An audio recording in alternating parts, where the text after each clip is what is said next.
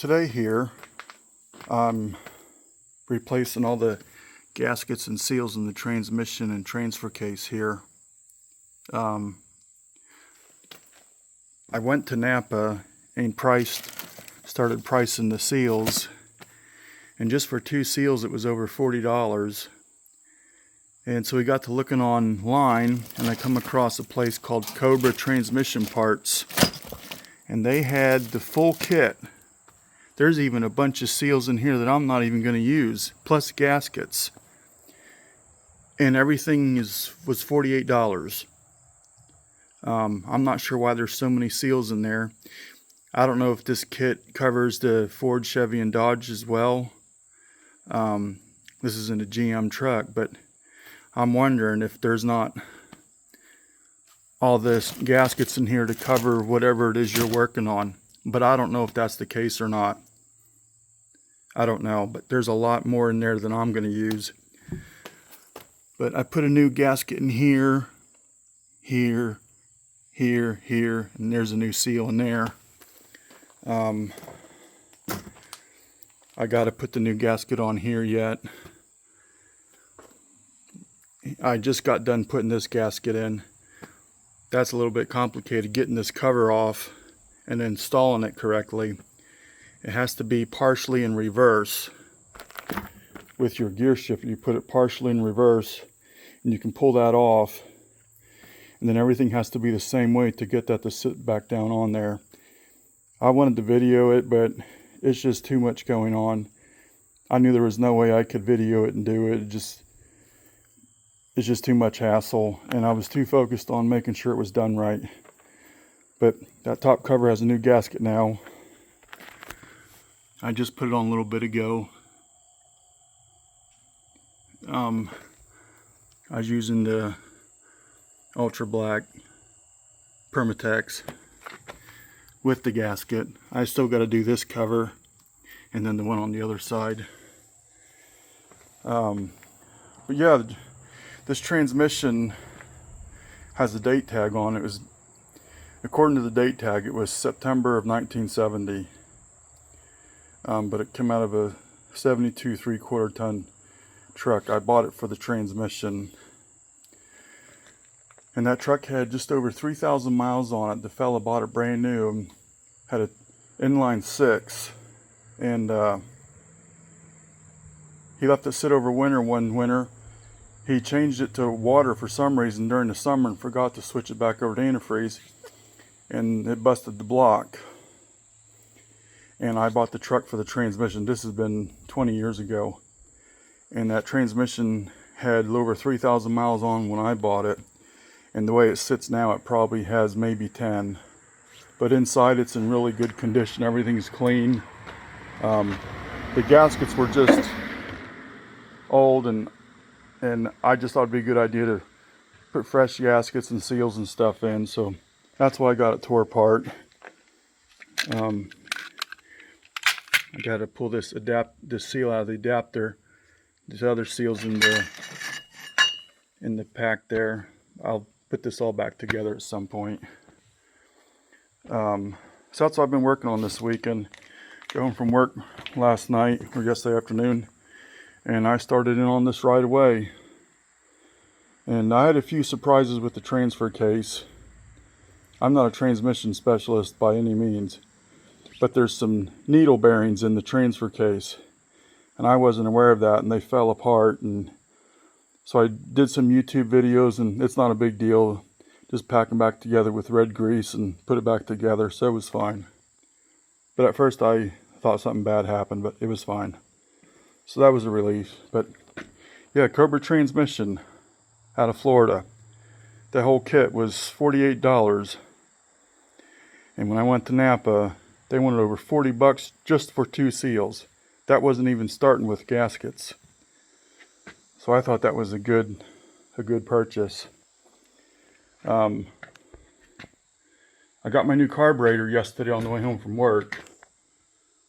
I got the 1906 AVS2 Edelbrock 650 CFM. And I got this 2-inch spacer from Speedmaster. I get Speedmaster and Speedway mixed up. But yeah, from Speedmaster. I don't know if it'll help or not, but I bought it. And my last video I was talking about painting my valve covers this color, and I'm not going to. I'm going to take the factory ones and repaint them black. A guy mentioned in the comments that he would do that, and I agree. My Uncle Jerry, he also said he would paint them black, and I agree. So that's what we're going to do. We're going to paint the valve covers black. I need to get a small torque wrench to torque these down. They're supposed to be 15 foot-pounds, and my 1/2-inch drive big torque wrench starts at 20 foot-pounds. So that's kind of why I'm delaying on torquing this intake manifold down. But I have work to do with the transmission and so on, so the project's still moving forward. But I like that carburetor setup. It looks good if nothing else, I guess.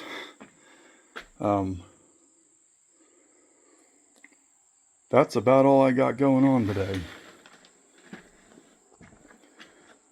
I have an air cleaner, a new air cleaner coming from Summit. I just got the Summit branded one. I thought I'd put a Summit branded one, something a little different. A lot of Edelbrock going here, and I thought, well, I'll put the Summit branded one on. That's about it for now. That's about all I got going on. I'm really focusing on getting this engine and transmission put together so I can take the engine over to the engine shop, get it ran on the dyno, and then I can set the engine and transmission in there. And my cab is going to a local metal fabrication shop in the area. He's going to help me do some final touch-ups on the rockers and so on, that type of thing. And then we're going to primer it, epoxy primer it. And that way when the cab's done, it can come back and get set on this frame right away after the transmission and transmission engine is in place. My garage door opening isn't high enough to have this truck in here with a 6-inch lift and the tires on.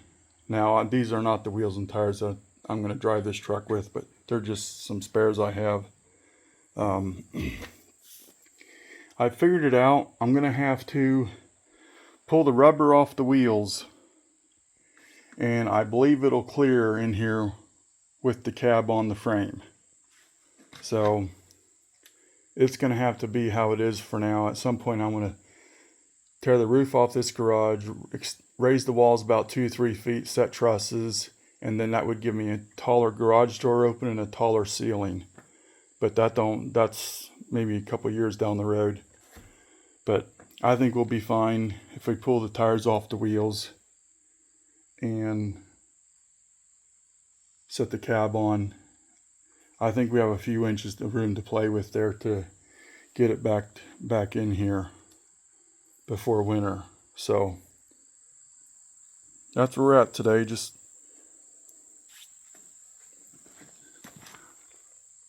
I got to put a gasket in there as well. I'll continue working on this stuff today, but yeah, everything's going great. It's a mess, a lot of work, but anyhow, I did get a new phone, so I think I can start making longer videos, which I don't really have much more to say for today, but I see I'm up over 9 minutes already. My last phone would have shut off by now. But I'll talk to you guys later.